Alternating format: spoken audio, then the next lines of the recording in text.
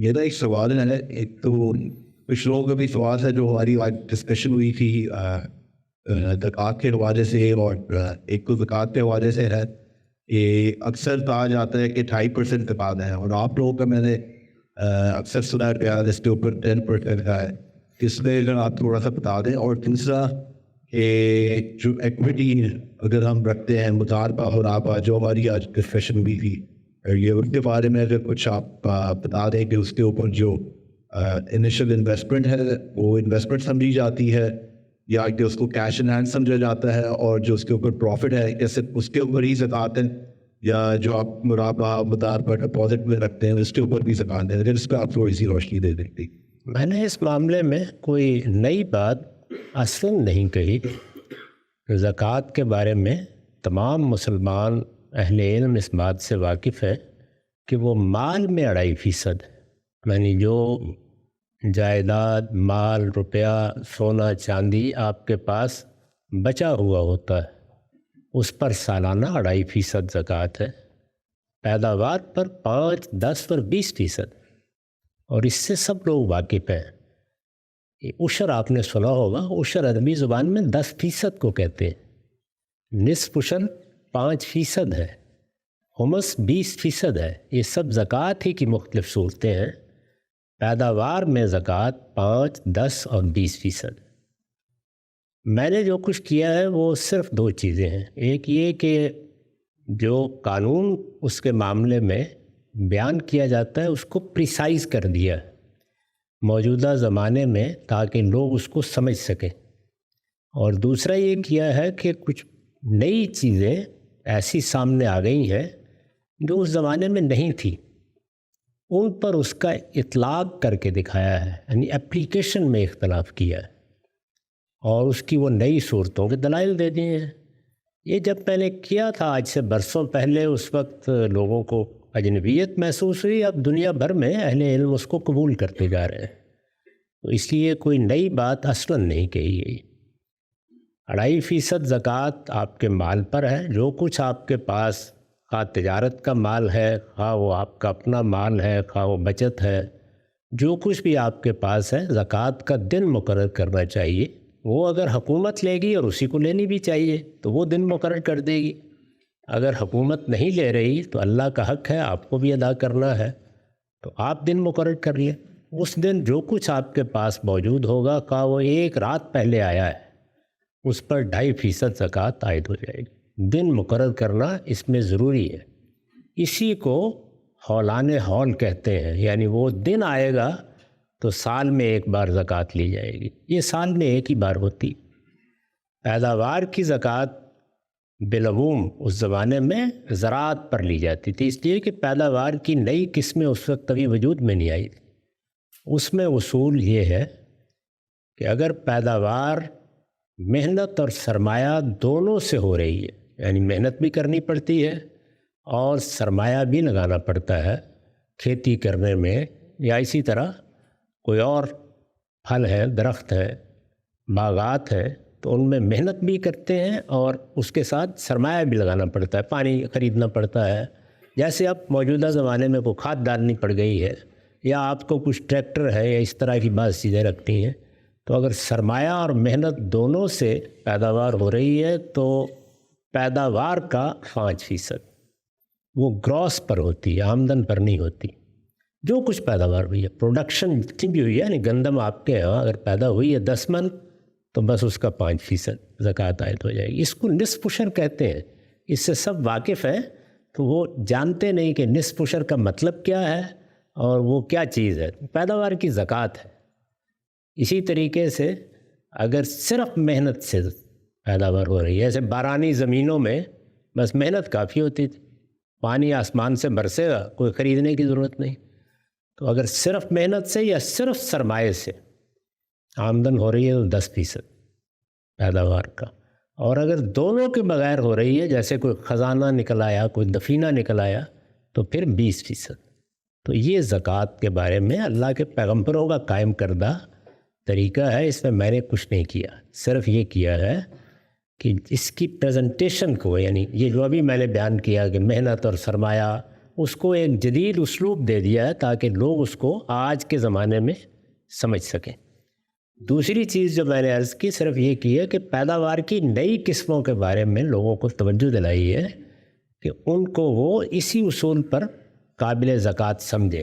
جیسے پرانے زمانے میں پیداوار یا تو زفینوں کی صورت میں تھی جن میں خمس لیا جاتا تھا 20%، یا وہ زرعی پیداوار تھی اس میں عشر نصف عشر لیا جاتا تھا۔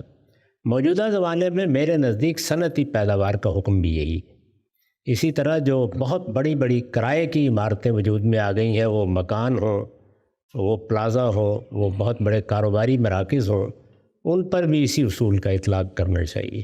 جو ایسے ادارے قائم کیے جاتے ہیں، جیسے آپ نے اسکول قائم کیا، مدرسہ قائم کیا، فیسیں آ رہی ہیں، ڈاکٹر حضرات ہیں ان کو فیس لینا ہوتی ہے، اور اسی پر باقی چیزوں کو قیاس کر لیجئے، ان میں بھی میرے نزدیک پیداوار کی زکوٰۃ ہی کا اصول ہونا چاہیے۔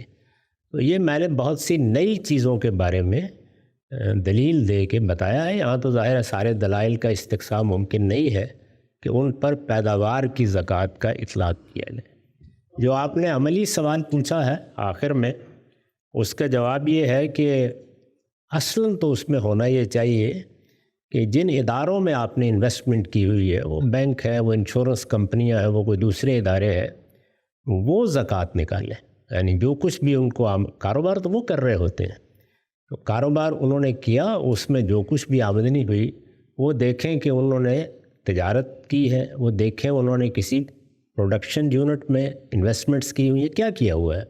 تو اس کے لحاظ سے ان کے ہاں ایسے شعبے ہونے چاہیے جو بحیثیت مجموعی کسی بینک، کسی انشورنس کمپنی یا کسی اور ادارے کی زکوٰۃ نکالیں، اور باقی لوگوں کو تو وہ نفع تقسیم کر رہے ہوتے ہیں، ان کو پھر الگ سے زکوٰۃ دینے کی ضرورت نہیں ہوگی۔ زکوٰۃ دینے کے بعد ان میں نفع تقسیم کیا جائے گا جو کچھ بھی ہوگا۔ اب اس کا اہتمام نہیں ہوتا، اس میں پھر یہ ایک بڑا سوال پیدا ہوتا ہے کہ اس کو کس کیٹیگری میں رکھا جائے۔ جو کچھ آپ نے کیا ہے تو اس میں دونوں چیزیں ہو سکتی، آپ اس کو پیداوار کی کیٹیگری میں رکھیں تو پھر جو کچھ آپ نے انویسٹمنٹ کی ہوئی ہے اس کو آپ پیداواری یونٹ سمجھ لیں، اور جو اس پر نفع ہو رہا ہے بس اس میں آپ کی زکوٰۃ، پیداوار کی زکوٰۃ، اگر وہ محنت اور سرمایہ دونوں سے کچھ معاملہ ہو رہا ہے تو پھر 5% ہو جائے گی، اگر 1 سے ہو رہا ہے تو 10% ہو جائے گی۔ اور اگر آپ اس کو مال تجارت پر قیاس کر لیں اور یہ خیال کریں کہ یہ ایسے ہی ہے کہ میں نے تو ایک کام میں پیسے لگا دیے ہوئے ہیں، پڑے ہوئے ہیں، ان میں کچھ نفع بھی ہوتا رہتا ہے، وہ نفع پھر اصل میں شامل ہو جاتا ہے، تو یہ مال ہی ہے جو پڑا ہوا ہے، تو پھر اس پر سالانہ پورے مال پر، یعنی آپ صرف پھر آمدن پر نہیں ہوگی، 2.5% زکوٰۃ ہوگی۔ تو اب حساب کر کے دیکھ لیں کس صورت میں کم دینی پڑتی ہے۔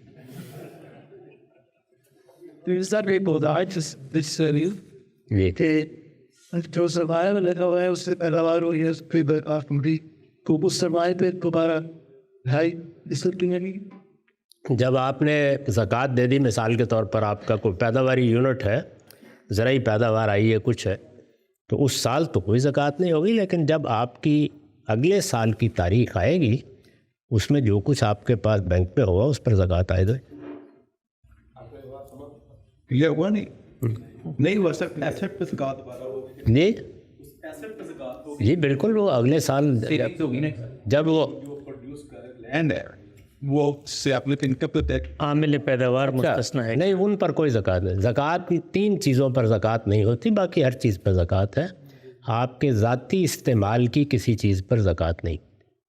آپ کا گھر ہے، آپ کے گھر ہے، ایک سے زیادہ بھی ہو سکتے ہیں، ذاتی استعمال کے ہیں، کرائے پر نہیں اٹھے ہوئے۔ کرائے پر جیسے اٹھیں گے وہ کاروباری یونٹ میں بدل جائیں گے، لیکن آپ کے اپنے استعمال کے گھر ہے، کوئی یہاں ہے، کوئی پاکستان میں ہے، کوئی کسی پہاڑی علاقے میں ہے، آپ کی کاریں ہیں، آپ کا گھر کا فرنیچر ہے، ذاتی استعمال کی کسی چیز پر زکوٰۃ نہیں ہوتی۔ اسی پر آپ خواتین کے عام استعمال کے زیورات کو بھی سمجھ لیجئے، جو ان کے عام استعمال کے زیورات۔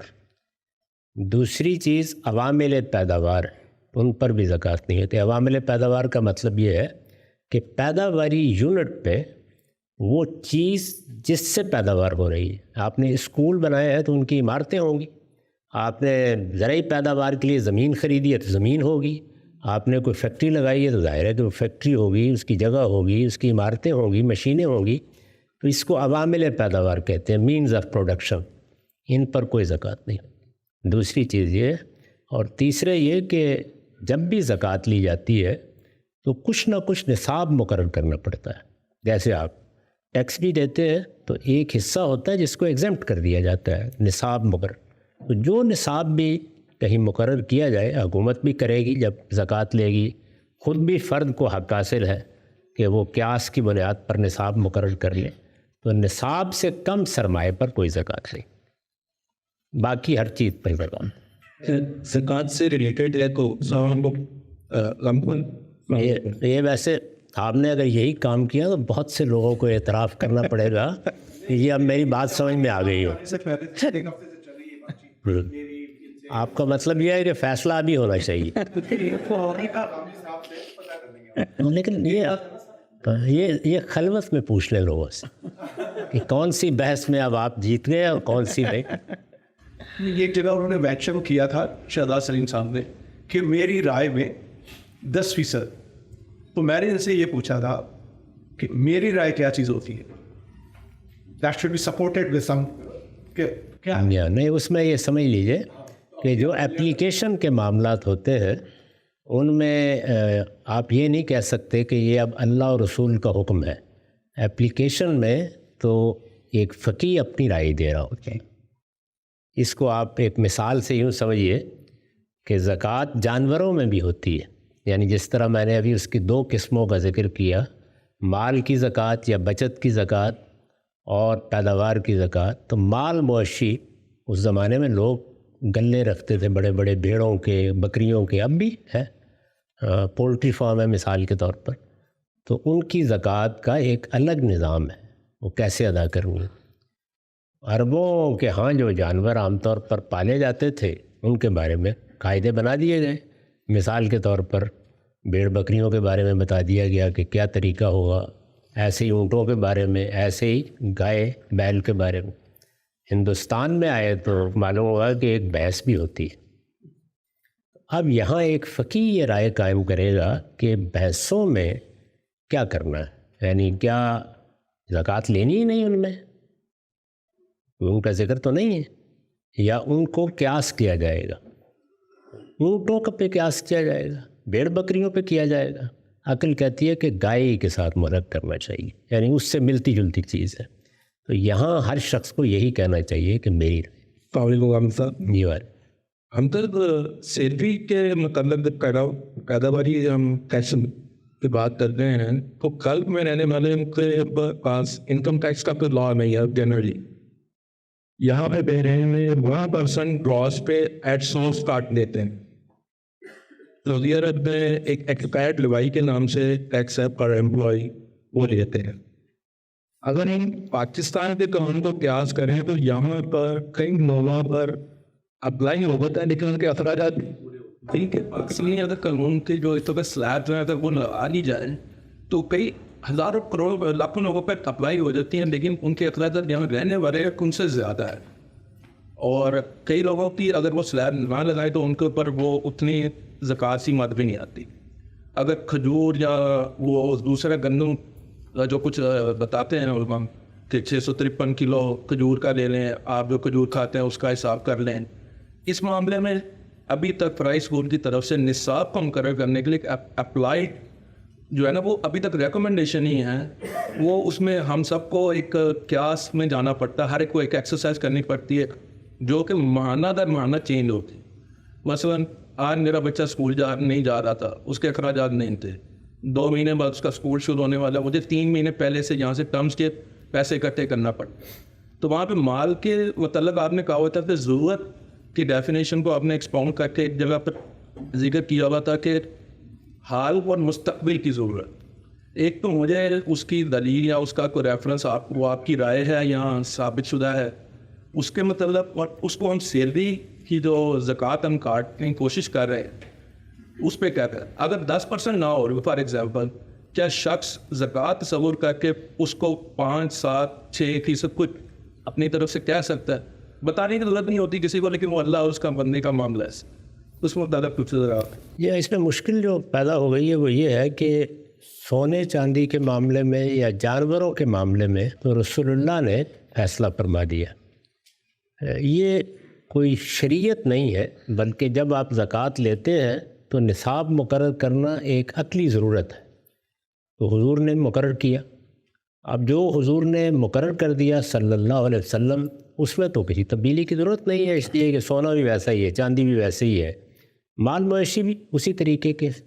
لیکن بہت سی دوسری چیزیں ہیں جو اس وقت اس طرح نہیں تھیں.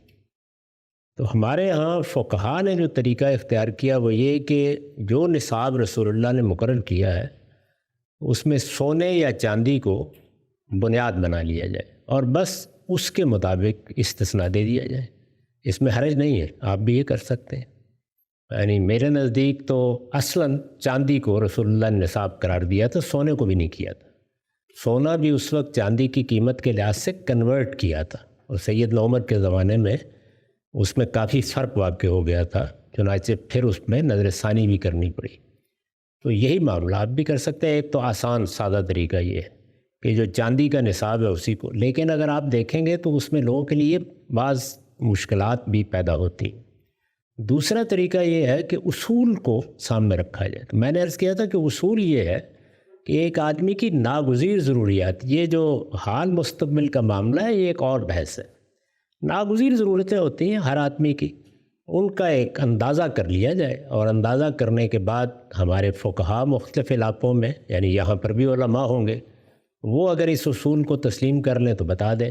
وہ تو ویسے اصرار ہی کریں گے اس بات پر کہ آپ چاندی یا سونے کو کنورٹ کریں، لیکن اگر وہ اس اصول کو مان لیں تو وہ بھی فیصلہ کر سکتے ہیں. اور اگر حکومتیں لوگوں کی مدد کریں تو وہ بھی حالات کا اندازہ کر کے، اگر دیکھیں نا ابھی پاکستان جیسے ملک میں ہم نے اندازہ کر کے یہ کہا ہے کہ 32,000 روپے کم سے کم تنخواہ ہونی چاہیے. یہ کیا چیز ہے جس کا لحاظ رکھا گیا ہے؟ تو نصاب میں بھی یہی اصول ہوتا ہے. تو یہ مشکل اس لیے ہے کہ حکومتیں اپنی ذمہ داری پوری کرنے کے لیے تیار نہیں، ورنہ کوئی مشکل پیش نہ آئے. ایک ملک کے حالات کیا ہے، وہاں لوگوں کی آمدنی کیا ہے، خود اس قوم کی اپنی معاشی صورتحال کیا ہے، سب کچھ سامنے رکھ کر مقرر کر دیا جائے گا. اور یہ مقرر کرنے کا حق ہے، یعنی اللہ اور رسول نے یہ حق دیا ہے. اسی طرح جو آپ نے بیان کیا کہ بعض اوقات ایسی صورت بن جاتی ہے، کوئی طوفان آ گیا، کوئی آفت آ گئی، فصلیں ٹھیک نہیں ہوئیں، اور بے شمار چیزیں ہیں جو پیداوار پر اثر انداز ہوتی ہیں. پیداوار آپ کے ہو رہی تھی، آپ کی فیکٹری بہت پیسے کما رہی تھی، لیکن کوئی بین الاقوامی مسئلہ ایسا پیدا ہوا کہ اب پڑا ہوا مال ہے، بک ہی نہیں رہا. تو اس طرح کی جتنی صورتیں پیش آتی ہیں اس میں یہ حق اللہ کے رسول نے دیا ہے کہ ایگزمپٹ کر دیا جائے زکوٰۃ سے. یعنی اس صورت میں پھر یہ اعلان کر دیا جاتا ہے کہ ان پہ زکوٰۃ نہیں ہوتی. کسی چیز کو انکریج کرنا پڑتا ہے بعض اوقات کہ لوگ زیادہ سے زیادہ فلاں مال پیدا کریں، اس میں بھی ایگزمپٹ کیا جا سکتا ہے. اور یہ سب نظائر موجود ہے، حضور نے کیے ہیں سب معاملات. تو یہ ساری چیزیں ہیں. لیکن اب مجھے یہ بتائیے کہ جو کام حکومت کو کرنے کے ہیں وہ مدرسہ فراہی کہاں سے کر دے گا؟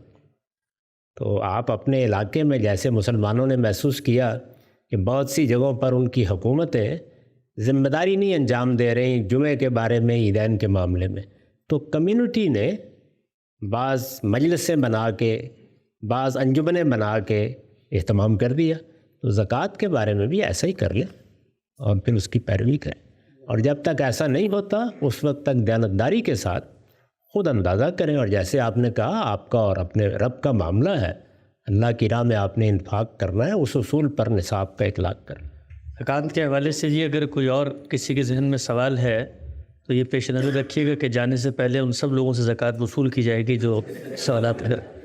ایک چیز اور آپ ان کو جواب دے سکتے ہیں کہ زکوٰۃ کے بارے میں اصول یہ ہے کہ جہاں سے وصول کی جائے انہیں لوگوں کو لوٹا بھی دی جائے.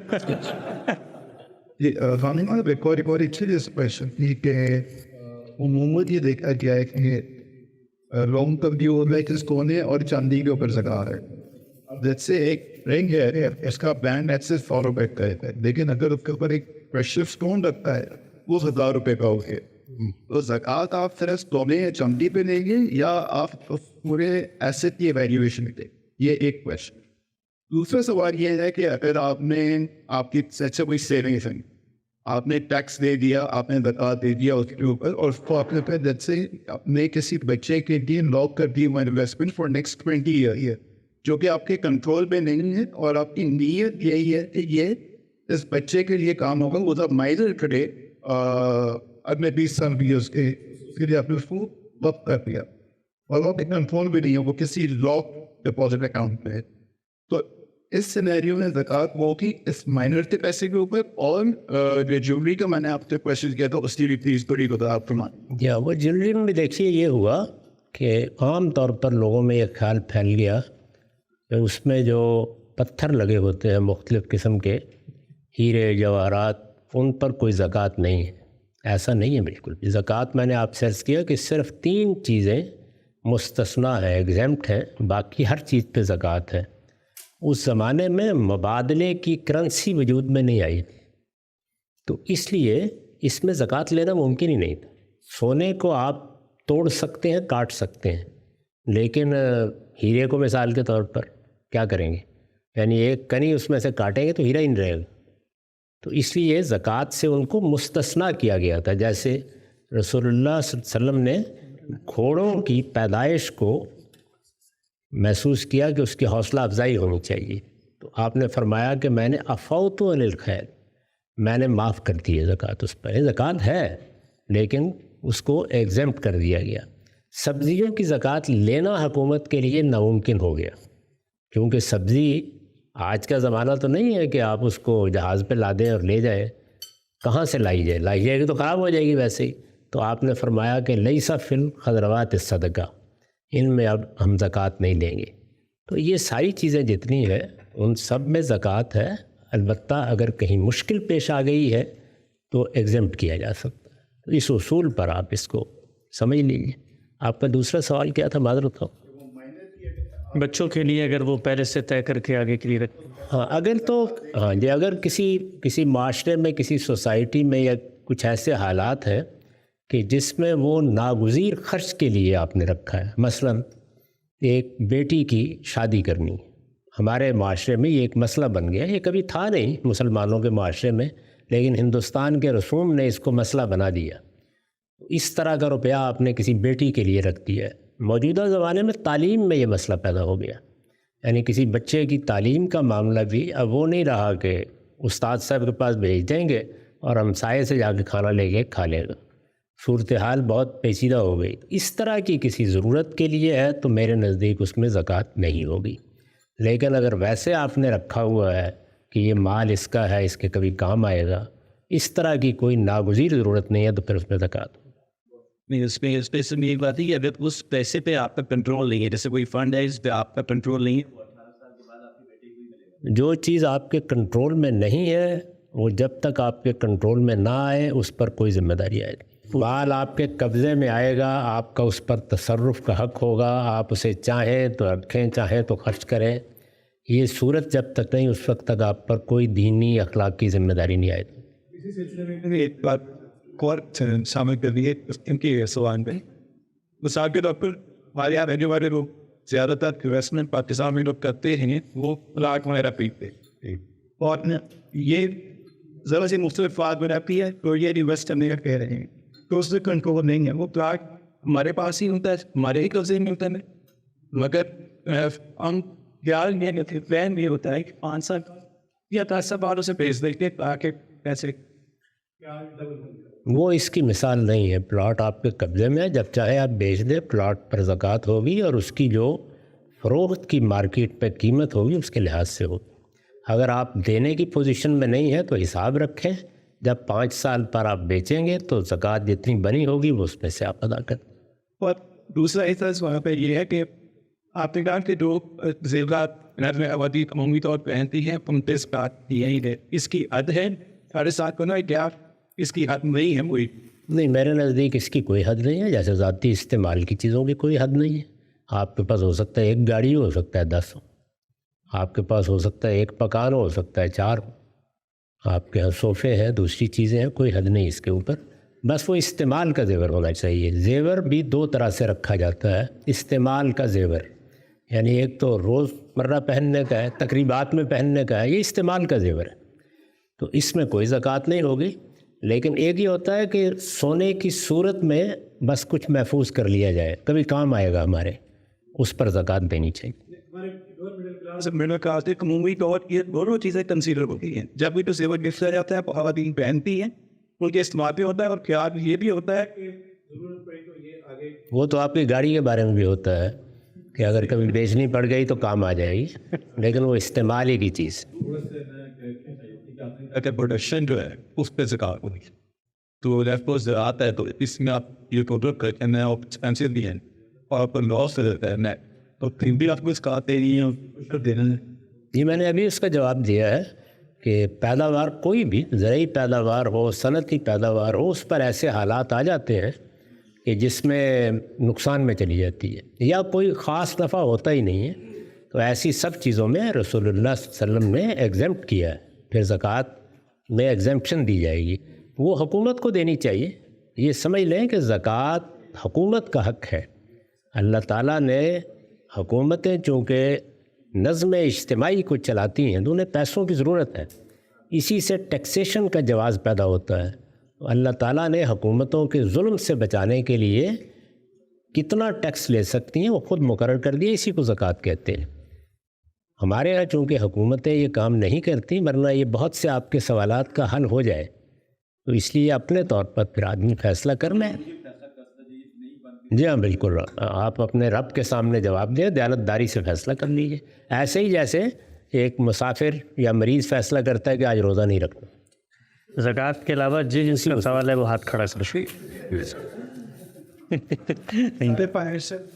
نہیں، بہت اچھا۔ یہ ایک چیز ذہن میں رکھیں، نہیں، اس طرح کے موقعوں پر یہ کہا جاتا ہے کہ آپ ایک صاحب آپ کے پاس آئیں گے، ذرا زکوٰۃ دینا شروع کریں۔ ہم جس طرح زکوٰۃ کو جس طرح آپ نے ایکسپلین کیا ہے، اور کو ایک ایسا لگتا ہے کہ جیسے یہ نماز یا روزے کی طرح ایسی عبادت نہیں ہے جس کا تعلق انسان کے خود تزکیہ نفس سے سبب ہو، اس کا ایک سماج میں یا معاشرے میں ایک رزلٹ نکل رہا ہے۔ جیسے آپ نے بتایا، سمجھ میں آتی ہے بات کہ اس زمانے میں زکوٰۃ اگر ابو بکر صدیق رضی اللہ تعالیٰ عنہ نے اور دوسرا پہ رخصت ہو جانے کے بعد پہلے جنگ کا فیصلہ جو ہے قبیلوں کے خلاف کیا اور وہ اسٹیٹ زکوٰۃ دیتی تھی، تو آپ 8 عمر میں رفت عزیز آپ 8 کہنے تک پہنچ کے یہ حالات ہوگا کہ زکوٰۃ لینے سے اسلامی ریاست نہیں ہے، ریاست منع کرتی۔ اب اس کے مقابلے میں ہم پاکستانی زیادہ تر فواز تعلق کرتے ہیں یا مسلمان ملک، وہ جب زکوٰۃ دیتے ہیں ہم پاکستان میں منسٹر سنا ہوگا، اس کا کوئی رزلٹ نہیں نکلتا، تو لوگ جو ہے وہ حکومت کو زکوٰۃ دینا صحیح نہیں سمجھتے، یا سمجھتے ہیں کہ حکومت کو زکوٰۃ دینا جو ہے وہ غالباً ہم اپنی طرف سے ایک مذہبی فریضہ پورا کر رہے ہیں، لیکن ہمیں تو ان کو دینے کی جگہ دوسروں کو دینا چاہیے، اداروں کو دینا چاہیے۔ ہم اکثر ایسے اداروں کو جانتے ہیں جو کہ پاکستان میں یہاں کے بیسڈ ہیں لیکن پاکستان میں اچھا کام کرے، کیا اس پہ کیا رویہ ہوگا؟ یہ رزلٹ نکلنا یہ کیا چیز ہے؟ یعنی کیا رزلٹ نہیں نکلتا؟ اس کو بھی ذرا واضح کریں۔ یعنی حکومت کو آپ ٹیکس دیتے ہیں، اس کا بھی رزلٹ نہیں نکلتا اگر اس پہلو سے دیکھا جائے؟ نہیں، یہ آپ کا فرض ہے کہ آپ حکومت کو دیں، اور حکومت کا حق ہے کہ وہ آپ سے لیں، اس لیے کہ اسی پر حکومت نے چلنا ہے۔ اسلام میں زکوٰۃ کے علاوہ ایک پائی کا ٹیکس بھی نہیں لگایا جا سکتا، تو حکومت کو نہ اس کا شعور ہے نہ لوگوں کو اس کا شعور ہے۔ اس میں آپ کو فیصلہ نہیں کرنا، آپ کے اوپر اللہ تعالیٰ نے ذمہ داری ڈالی ہے کہ یہ میں حکومت کا حق مقرر کر رہا ہوں، تو ہم اپنا حق ادا کر دیں۔ اب اس کے بعد حکومت پر ذمہ داری ہے کہ جو اس کے پاس آیا ہے اس کو وہ عدل سے خرچ کرے، اس کو صحیح جگہ پر خرچ کرے، اس کو لوگوں کی بہبود کے لیے خرچ کرے۔ حکومت کی وہ ذمہ داریاں جس کے لیے یہ روپیہ اس کے پاس جاتا ہے اس پر خرچ کرے، اس کے لیے حکومت کے لوگ قیامت میں جواب دیں، ہم جواب دے رہی ہیں۔ ہمارا کام ہے کہ وہ نہیں کر رہے، بالکل واضح ہے، اوپن سیکرٹ ہے کہ جو پیسے ہم گورنمنٹ کو دے رہے ہیں وہ نہیں ڈال رہے پبلک پہ، یا وہ تو اس لیے وہ لے بھی نہیں رہی، اسے پتہ ہے کہ نہیں لگانے میں کہاں لے رہے ہیں، کوئی بھی نہیں لے رہے، یعنی انہیں پتہ ہی نہیں ہے کہ زکوٰۃ ان کا حق ہے، تو وہ لے بھی نہیں رہے، تو آپ کو کیا اس پہ پرابلم تھا؟ ٹیکس سے بھی کاٹتے ہیں سر، وہ آپ روک سکتے ہیں۔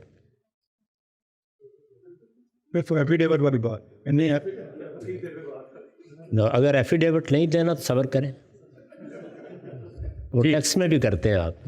تو پہلی بات یہ سمجھ لیجئے کہ یہ حکومت کا حق ہے کہ وہ آپ سے کوئی ایک پیسہ بھی ٹیکس کا نہ لے بلکہ صرف زکوٰۃ ہی دے. 2 ہی چیزیں ہیں جو اسلام نے حکومت کے لیے مقرر کی ہیں، ایک زکوٰۃ اور دوسرے اللہ تعالیٰ نے جو خزانے اور زمین دی ہے اس کا خراج. خلفائے راشدین کے زمانے میں انہی 2 بنیادوں پر سارا نظم چلایا گیا. اب حکومتوں کو اس کا شعور نہیں. علماء بھی یہ سمجھتے ہیں کہ اگر انہوں نے 2 باتیں حکومت کو بار بار بتائیں یا کبھی بتا دیں تو ان کی اپنی حکومت ختم ہو جائے گی. ایک یہ کہ زکوٰۃ حکومت کو لینی ہے اور دوسرے یہ کہ جمعہ اور عیدین کا ممبر حکومت کے لیے، تو وہ کبھی نہیں بتائیں گے. ایسا ہی بس ہو رہا ہے اس میں زکوٰۃ ہے. یار وہاں سے وہ مشین لے کر آئیں جس پہ زکوٰۃ طے ہوتی ہے، یہ موجود ہے. پھر ہمارے مدرسہ فرائی میں جب ہم قرآن کا نظم بیان کرتے ہیں نا تو اس میں ایک اصطلاح ہے عود البدا، سورہ جہاں سے شروع ہوئی تھی وہیں آ گئی. انہوں نے مائنڈر کا ذکر کیا تھا اور بولا تھا کہ کچھ انویسٹمنٹ لاک ہو گئی، لیکن اگر لا کی کنڈیشن نہیں ہے لیکن ہے مائنڈر، لیکن اگر کوئی اسپیشل نیڈ چلڈرن ہے، مطلب کوئی بچہ ہے اسپیشل نیڈ ہے، تو اس کے لیے عموماً والدین کوشش کرتے ہیں کہ وہ چیز کے لیے ایسٹ ایسا ہو کہ اس کے بعد یہ کام، تو اس صورت میں اس میں کیا زکوٰۃ؟ وہ بھی اگر کوئی ایسی ناگزیر ضرورت کے لیے آپ نے اس کے لیے خاص کر دیا ہے تو اس کا حکم بھی وہی ہوگا، وہی ہونا چاہیے. ضرور کریں. بلکہ میں تو یہ کہتا ہوں کہ اپنے اس طرح کے بچوں کے لیے یا کوئی بیٹی مطلقہ ہو گئی ہے، بیوہ ہو گئی ہے، اس کے لیے وصیت بھی کیا کریں. چلیے، بہت اچھے سوالات آپ تمام حضرات کی جانب سے آئے. اندازہ بھی ہوتا ہے کہ لوگ ہم سب کو پڑھ بھی رہے ہیں، سمجھ بھی رہے ہیں، اور کوئی توضیح طلب پہلو ہے، اطلاقی چیزیں ہیں. اور انشاءاللہ مستقبل میں بھی اگر آپ کو کوئی اس طرح کا سوال درپیش ہے تو آپ اندر تک پہنچائیے، وہ ہم تک پہنچے گا. ہم اپنی لائیو ڈسکشن میں اس کو زیر بحث لا سکتے ہیں. ہم سب ویسے تو ساری آپ نے نیکی خیر کی باتیں کی اور پچھلے 50 سال سے اللہ تعالیٰ نے خدمت آپ کی سپرد کی ہے. آپ دنیا بھر میں دین کی دعوت اور ارشاد کا کام کر رہے ہیں، لیکن یہ سارے لوگ آپ سے اس نظر رکھتے ہیں، محبت رکھتے ہیں. اور یہ انسانی نفسیات کا مطالبہ بھی یہی ہوتا ہے کہ کوئی بڑا، کوئی چاہنے والا کوئی نصیحت کرے تو لوگ اس کا اثر بھی زیادہ لیتے ہیں. تو آخر میں ہم خاتمہ کسی نیکی نصیحت خیر کی بات پہ کرنا چاہیں گے. چند جملے اگر آپ ارشاد فرمائیں اس وقت حالات کی رعایت سے. بہت مختصر طور پر بس میں 3 باتیں بہت ادب کے ساتھ عرض کروں گا. میرا یہ مقام نہیں ہے کہ میں کسی کو نصیحت کروں، میں ایک طالب علم ہوں، اپنا احساس بیان کرتا ہوں. ایک تو یہ کہ جیسے میں نے اپنے لیے یہ لفظ طالب علم استعمال کیا ہے، میں آپ سب سے بھی یہ درخواست کرتا ہوں کہ طالب علم بن کے رہیے. انسان جب اس سے آگے قدم رکھ دیتا ہے، اپنے آپ کو ماہر سمجھ لیتا ہے، اپنے آپ کو عالم سمجھ لیتا ہے یا محقق بن کے کھڑا ہو جاتا ہے، تو وہ علم کا دروازہ بند کر لیتا ہے. تو ہمیشہ طالب علم بن کے رہیے، سچے طالب علم. طالب علم کبھی تعصب اختیار نہیں کرتا، کبھی دوسروں پر سوچے سمجھے بغیر الزامات نہیں لگاتا، کبھی کسی چیز کو اچھی طرح سمجھے بغیر اس پر کمنٹ نہیں کرتا. طالب علم سیکھنے کے جذبے کے ساتھ چیزوں کو دیکھتا ہے. تو یہ بننے کی ہم میں سے ہر ایک کو کوشش کرنی چاہیے. میں نے یہ ایک لفظ استعمال کیا ہے، کبھی رات میں بستر پر بیٹھ کر غور کریں گے کہ کل سے طالب علم بننا ہے، تو میں آپ کو اپنا تجربہ بتاتا ہوں، آپ کی پوری زندگی بدل جائے گی، آپ بالکل مختلف انسان بن جائیں گے. طالب علم بن کے رہیے. دوسری چیز یہ ہے کہ اپنے اخلاقی وجود کی پاکیزگی کو ہدف بنائیے ہر جگہ. میں نے ابھی آپ کو بتایا کہ جس فردوس، جس جنت کا وعدہ کیا گیا ہے اور جس کے بارے میں یہ کہا گیا ہے کہ یہ پوری تمہاری کائنات میں جنت میں بدل دوں گا. ارضھا کارض السماوات والارض، کوئی معمولی چیز نہیں ہے وہ.